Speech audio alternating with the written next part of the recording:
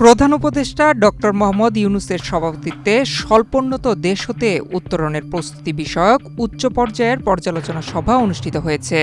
৩০ জুলাই বুধবার বেলা ১১টায় প্রধান উপদেষ্টার কার্যালয়ে এ সভা অনুষ্ঠিত হয়। সভায় ১৬টি সিদ্ধান্তের অগ্রগতি বিষয়ে আলোচনা হয়েছে।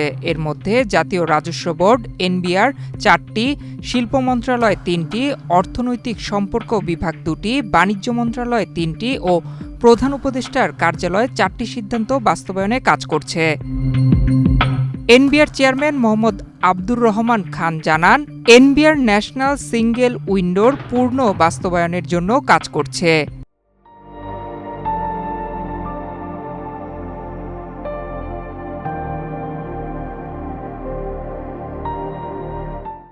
ইতোমধ্যে ১৯টি সংস্থা যুক্ত হয়েছে, আরও সংস্থাকে যুক্ত করা হচ্ছে। এর পাশাপাশি ট্যারিফ পলিসি ২০২৩-এর বাস্তবায়ন কর্মপরিকল্পনা প্রণয়ন ও বাস্তবায়ন অগ্রগতি সম্পর্কে প্রধান উপদেষ্টাকে অবহিত করেন তিনি।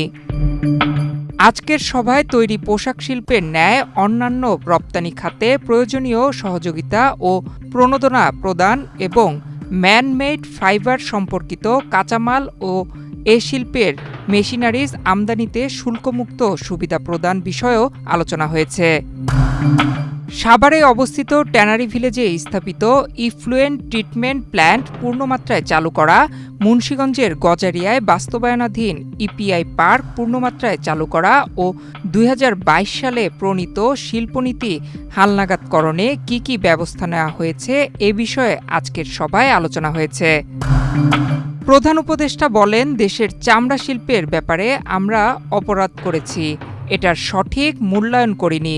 এই শিল্প দিয়ে আমাদের অর্থনৈতিকভাবে লাভবান হওয়ার কথা ছিল, কিন্তু সেটা হয়নি। এ সময় চামড়া শিল্পের সংকট সমাধানে করণীয় সম্পর্কিত একটি পৃথক বৈঠক আয়োজনের জন্য নির্দেশ দিয়েছেন প্রধান উপদেষ্টা।